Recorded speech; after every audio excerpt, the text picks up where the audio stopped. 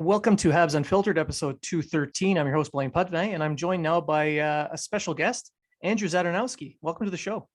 Thanks, Blaine. Thanks for having me. Oh, it's my pleasure. You're ubiquitous on Habs Twitter, so I'm amazed it's the first time I've been able to get a hold of you. Well, I am a hard person to get a hold of. I'm actually quite busy, but absolutely, like anytime you want to have a chat, feel free to reach out and I'll see where I can slot you in. I appreciate that. And I do appreciate you coming on today. The biggest reason I wanted you on this week is to raise some awareness for the charity that we're both working on. So you run the company 514 Shirts. Yeah, that's right. So it's a website that I started up with some custom designs of I had some ideas in my head for shirts that I wanted to put out there. And I figured I'll just, start up a site and see what I can do with it. Have a bunch of shirts, bunch of selections. And it was going good. And I got approached by yourself for a concept to raise some money for Vets Canada, who look after veterans who come back from the military, from service, and are kind of lost by the system, maybe homeless, kind of and hope that this organization helps these veterans out. And you approached me with the idea to raise some funds for them through a charity through 514 Shirts. So we have the Habs Unfiltered shirt with all proceeds going towards this charity. Yeah, and the sales have been pretty good. I can't wait to see the final tally. And we're doing our last push here now because it's a limited time. I believe the final date is the 20th of December. Am I correct? That's right. The idea is to present a check to the charity just before Christmas. So for their final Christmas push, when they're looking at however they want to use up that money for the Christmas holidays, they'll have a nice check from Habs Unfiltered and 514 Shirts. Well, I'm hoping that our listeners keep buying as many shirts as possible. I mean, they make great stocking stuffers, wonderful gifts. Buy 10, 12 at a time. No, absolutely. A dirty dozen, as I say. That's right. You save money on shipping when you do that. Of course, yeah. It's So that's right. So the T-shirts, it's all the profits will go to Vets Canada, who do boots on the ground work and get all the anybody who's fallen through the cracks. They help them out. Exactly. And I thank you for approaching me as well, because I had absolutely no hesitation to jump into this. Honestly, when I approached 514 Shirts, I had no idea who was running it. I just knew that it was a small local Montreal company, and I thought, who better to, I'd help out a small company and Vets Canada. And surprise. Yeah, I was a little surprised. I didn't even know it was you until about 2-3 months after we started talking. I kept it on the down low initially. I mean, there is a certain I had a certain hesitancy to tie my name, to correlate my name to it right away. Like I do have a certain brand value on social media and in sports media, and didn't want to tie that to something that would fail immediatly.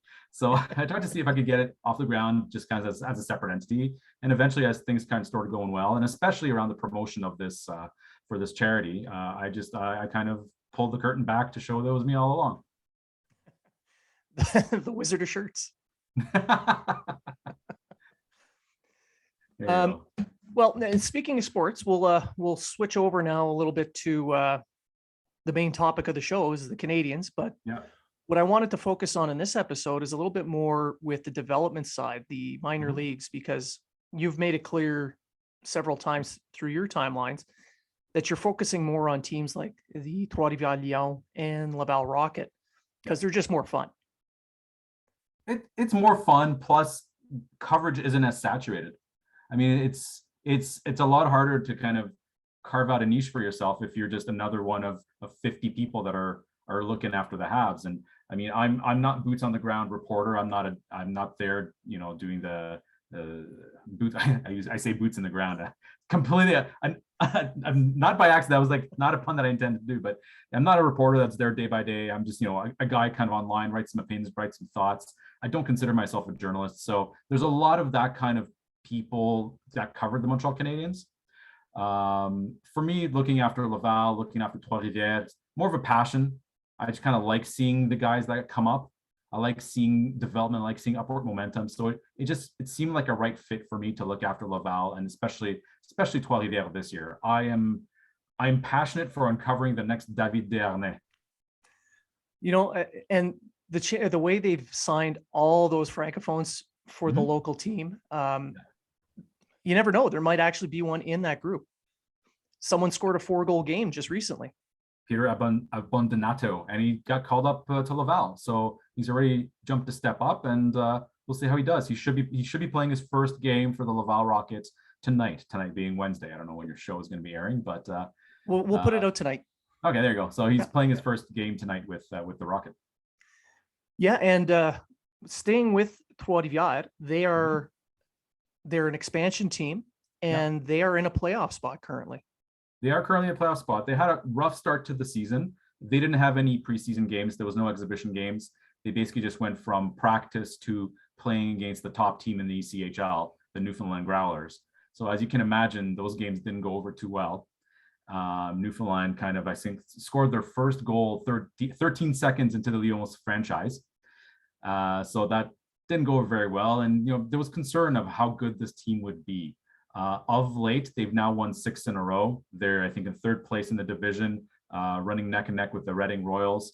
And in general, after talking to one of the players when I was in Trois-Rivières a couple of weeks ago, they initially kind of approached it arrogantly, thinking that they had enough talent in the locker room that could just get by on talent alone. And it took a freak out from the coach, Eric Bélanger, on certain players and scratching a certain amount of veteran players to really get the message across that we can only win if everyone follows the system, if everyone pulls in the same direction. You can kind of equate it to the military mindset of everyone's got to pull in the same direction. Otherwise, we're not going to get, gonna right the ship. And sure enough, something clicked with all the players that they bought into the system. And even the players that were healthy scratches all bought into what they're trying to achieve. And they won three in a row against the Reading Royals, and then 3 in a row against the Florida Everblades. Florida Everblades are one of the traditional powerhouses of the ECHL. And to see the Lions win 3 games in a row against them, that was quite the achievement that I don't think anyone expected. But as a result, they're now in a playoff spot, in 3rd spot in the division. They dug their way out of the basement where they were 3 weeks ago. And and it's quite an exciting time. It's a gorgeous brand new building. If anyone, any of your listeners are in Trois-Rivières anytime soon, I definitely recommend it. It's really a beautiful new arena. It's right sized for the expected crowd. So you're not putting 3,000 people in a 10,000 people attendance building, because you get that kind of empty ghost feeling. But this is 4,500 seats. 3,500 people in there. You have a real good atmosphere. It's really, everyone's into it. Everything's brand new and shiny. So it's well worth the visit. And the team, I think, is doing the fans proud. Yeah, and they're facing off against Newfoundland again this weekend with a 3-game set. Yep. So my listeners may not realize that the owner of the Newfoundland Growlers is also the owner of the Trois-Rivières Lions. That's right. So it's kind of like they're beating up their brothers. That's it. This is a big brother fight for sure. Yeah. Dean McDonald owns 3 ECHL teams at this point. So Newfoundland, Trois-Rivières, and Iowa Heartlanders as well. So he's kind of made a big step into ownership in the ECHL. And I think he's kind of identified a market from an early inception point of view. As NHL teams start to take the ECHL more seriously, you're going to start seeing more money being invested into the ECHL teams. And I think Dean McDonald got in on the ground level where just before the ECHL really takes off. So with 3 teams under his belt, that should yield a nice tidy return for him eventually. Yeah, and this baseball style AA, AAA system that people attribute to the Toronto Maple Leafs, starting with Newfoundland, calling it the I guess it's the Toronto system. The Growlers model. The Toronto model. What is your view of how effective this could be? I think it's very effective because there's players that are late bloomers. And when you have just one minor league team, you don't have enough spots for these guys that are like, that could be diamonds in the rough. With the Laval Rocket, you obviously have all your draft picks that are there, and then you sign maybe like up to 10 minor league players to fill up that team. With the Lyon now in place, you have the possibility of signing another 10. So another 10 more players under AHL deals that, maybe they still need time to develop. Maybe they have natural shooting skills, but their skating sucks, or their skating is good, but they can't handle a puck. The ECHL is a great place to have those kind of guys start. We've seen a few guys through the AHL that the AHL was too high of a level for them. I'm thinking Antoine Waquet, or however you want to pronounce his last name, Waked. Yeah. He was with Laval in their first year, and you can tell that he was just missing a step, that he wasn't ready to stay at the AHL level. And I think if Montreal had an ECHL affiliate back then, it would have really benefited him. The following year, you saw guys like Michael Pezzetta spend some time with the Maine Mariners in the ECHL, and he did very well there as a result. And now he's up in Montreal. It's just that one little step back. Michael Ryder is another classic example of a guy who couldn't keep up in the AHL, stepped back into the ECHL, and then just rose to the NHL. It's an additional avenue for players to kind of hone their skills, and there's nothing wrong with that. I think some players may take an ECHL assignment as a death knell for their careers, but if you take a look at some of the things that players have done, it's done them great. Cam Hillis, had a hard time last season playing with the Rocket, so he started the season with the Lions, and now he's up with the Rocket again, and he's got himself a regular spot in the lineup. So there's a lot to be said about what a secondary affiliate can do to just give you time to hone your skills, to kind of work on the things you need to work on. The coach will give you time. Like if you're a center and you kind of face-off time, he'll give you the face-offs. If you're a forward and you need some power play time, you'll get the power play time. There is no more. Once you're at the NHL level, the NHL level is not a development league. They're not gonna, this guy needs to practice his power play. Let's give him a couple power play rounds. You're either ready or not, and that's it.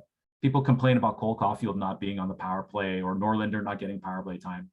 Coach's decision. If the player's ready, if the player's not ready, he's not ready. He's not going to get that time. That's not what the NHL is for. So having two affiliates kind of gives the organization the flexibility to allow these players to kind of work on those skills that they still need to work on before they attempt at the NHL level.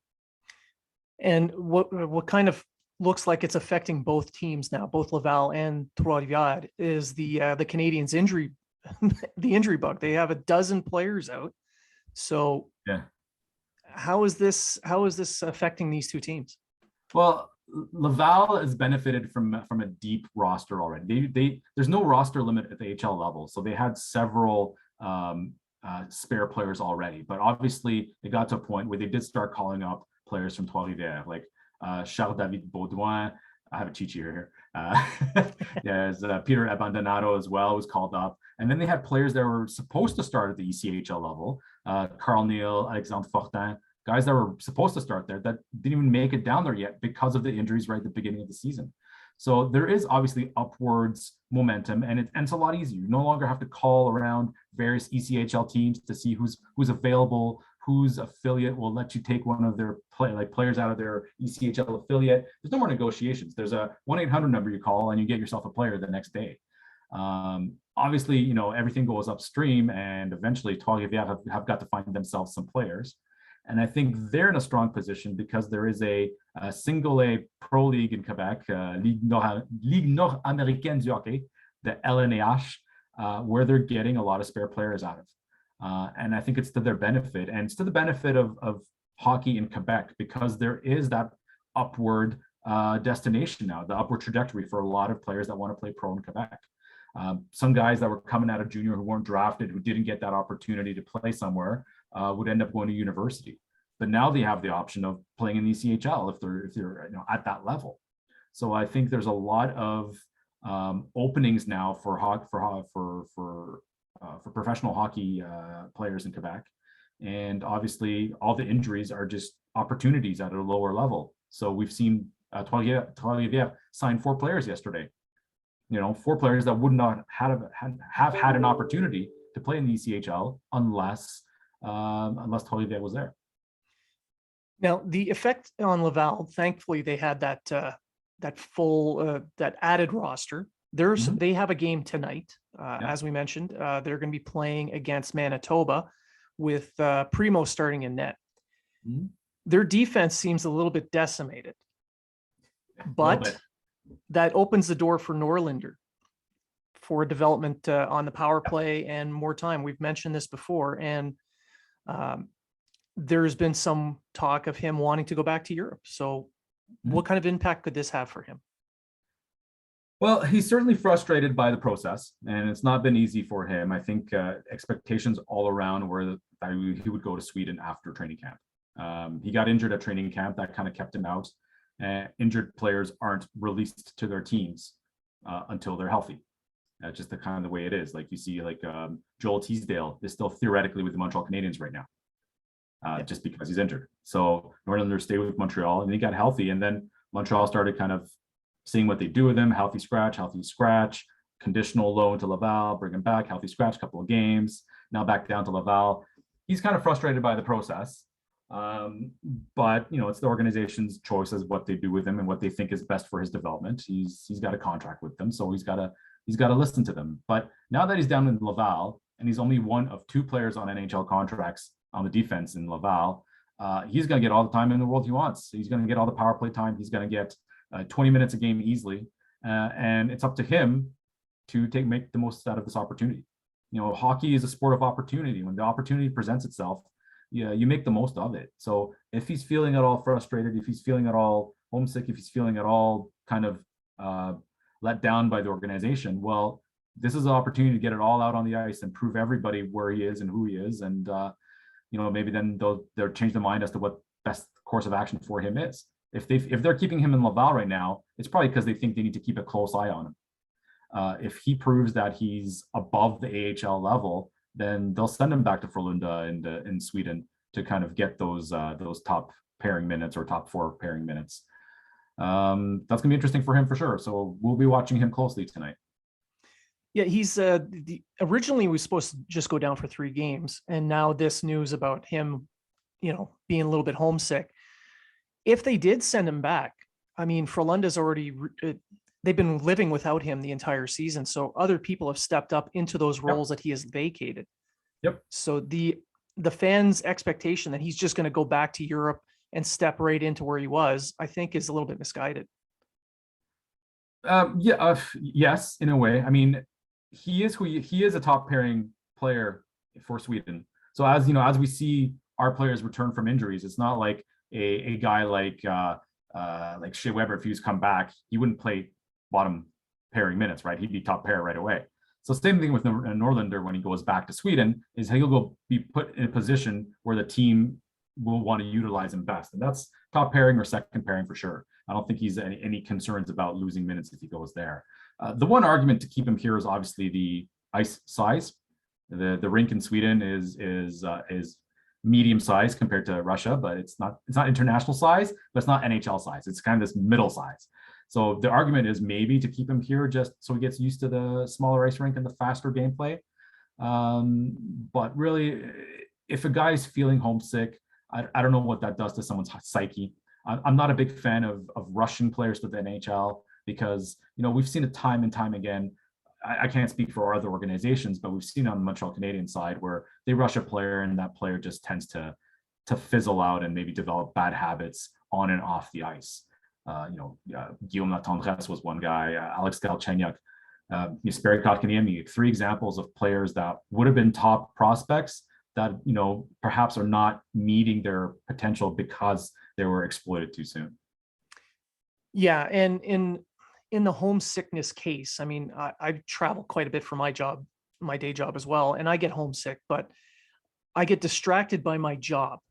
Fair. That's how I refocus myself. In his case, he's not getting as much playing time. He's got more time to think about because he's got all these gaps in between game days and practices. Yeah.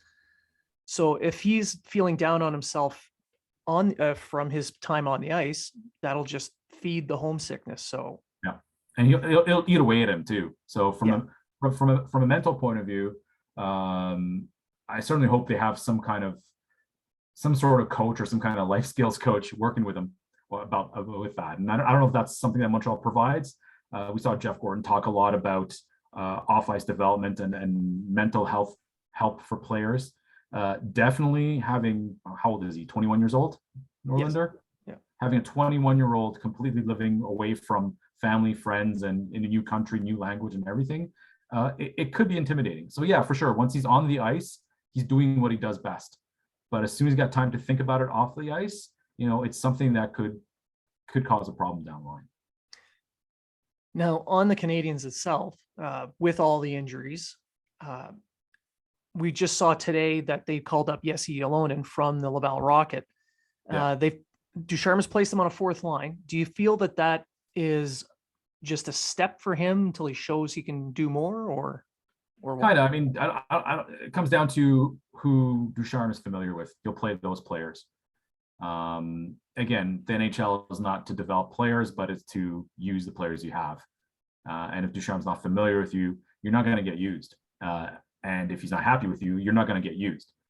The fact that Laurent Dauphin got as much time yesterday as he did kind of shows that he's got the coach's trust more than other players. And maybe some of the other players have higher ceilings, but if you're steady and consistent and the coach knows exactly what he's going to get from you when he puts you on the ice, then you will get much more usage than someone who the coach won't know if you're going to come or you're going to go on the ice. Yeah, I saw a lot of discussion about Romanov's time on ice being sometimes closer to Dauphin's, but he had a ton of penalties. The one I kind of wonder about was Poehling, with Dvorak being hurt midway through the game. That means another center position was opened up. It didn't seem to really give him more ice time. No, I mean, certain players, especially prospects and younger players, the coach has a plan for them, a game plan for them, what they think will be best for their long-term development. And to have any sort of reactionary changes to that game plan certainly could be detrimental to that player's development. So in Poehling's case, I think it was a question of, okay, we're on the right track with him. He's certainly a better player than he was before. He's certainly a better player than he was at the beginning of the season. He's on his way. Let's keep taking our time with him. So I see a lot of people online saying, play the younger guys as much as possible to give them that experience. Well, what if that experience shakes their confidence? What if that experience leads to overstretching them and getting an injury or something? Hockey is a very reactionary sport from the fan base, but on the ice, development for someone's career takes time. It takes a lot of patience, and it takes a plan that you have to stick to. One of the things, from a hockey operations point of view that I appreciate about Marc Bergevin is that when he had a plan, he stuck with it. Doesn't matter what the people said, didn't matter like what the injuries were. He didn't panic. He stuck to his plan. And, we don't see that as much visibility from the coaches, what the plans are for the prospects. But you got to bet that Poehling, there's a certain projection for Poehling where they want him to be in 5 games, 10 games, 20 games. And the fact that they didn't give him more ice time, maybe just lets us know that the coaches think he's on the path, but not quite ready to be fast tracked. Exactly. And you mentioned, speeding up development being detrimental for Kotkaniemi. It could be in this case as well. I can understand that. But the Poehling's development kind of points to a success story for the Canadiens, and one that they're desperate to have. Yeah, absolutely. I mean, the biggest disservice Poehling did to himself was score that hat trick in his first game. Everyone loved it. It was fantastic, but it just set the expectations way too high. He's a late first round pick, not an early first round pick. Late first round picks might as well be second round picks. You never know how long it's going to take to develop them. You never know. I mean, he also had a successful juniors tournament, but players just take time to develop. And in his case, it was too much too soon. And I think he put a lot of pressure on himself in his true rookie year and kind of fell apart on him. He's back now. I think he's built a stronger mental foundation for himself. He's got a lot more baseline skills that he's developed. And I think he's progressing nicely now at a pace that's good for him. So he recovered from the highs of the first game, and now he's on track for being a full-time NHLer. And with Gorton stating that development's a very big key component for his regime, this could be a success that Bergevin has left for him to begin with. I mean, so far Gorton hasn't really put his imprint on this team at all. Sure, Kyle Clegg is his first the first Gorton player, but this is still theoretically Bergevin's team, and Bergevin's team has got tremendous amounts of injuries. But the Paling kind of being better this year and where he's at right now is certainly part of Bergevin's development. Now, if there was one player that you would be able to point to that's currently in the minor system that you feel could become a success story, and I'm not saying a star player, even someone who just makes the fourth line, is there one player that you can kind of pick out of that group? One player I'd like to see move their way up is Toby Bisson, Paquette Bisson, the defenseman for the Rocket. Signed last year to an AHL deal, got an AHL deal this year again. The way I've seen him progress from being a healthy scratch for the start of the season last year, for the most of the season, to becoming a top 4 defenseman for Laval, just kind of his trajectory and his development is really pointing towards an NHL contract for next year. And I would like to see him make that step. He's an old Joel Bouchard player for the Armada, and I would like to hope that he was signed for more than just that. There's defensemen are a lot harder to develop. We see now Corey Schwinneman is with the Montreal Canadiens. We'll see how he does. But I kind of like these no-name undrafted guys kind of proving everyone wrong and coming up. So for me, that's the guy I'm looking towards next.